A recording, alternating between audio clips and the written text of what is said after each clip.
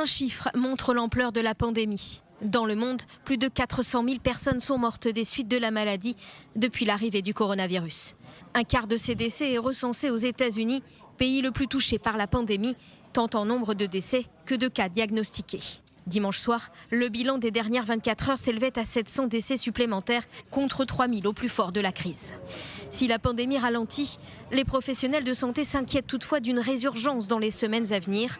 En cause, les nombreux rassemblements contre la brutalité policière et le racisme. L'inquiétude est aussi bien présente en Amérique latine et plus particulièrement au Brésil.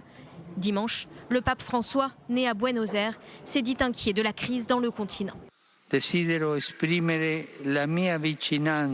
Je veux exprimer ma proximité avec ces populations, les malades, leurs familles et tous ceux qui prennent soin d'eux. Rapprochez-vous d'eux avec notre prière.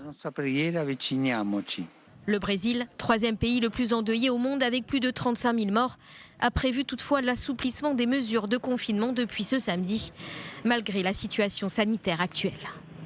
Et puis en Europe, la levée des restrictions se poursuit. En France, l'épidémie semble désormais contrôlée selon les autorités sanitaires.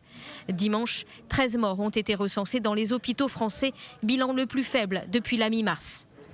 L'Espagne, elle aussi, réussit à maîtriser le virus ces dernières semaines. En revanche, le Royaume-Uni a décidé de ne lever les restrictions qu'au compte-gouttes. Depuis ce lundi, les voyageurs de l'étranger sont soumis à une quarantaine de 14 jours.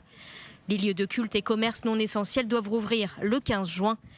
Le pays, avec plus de 40 000 décès, affiche le deuxième plus lourd bilan au monde après les États-Unis.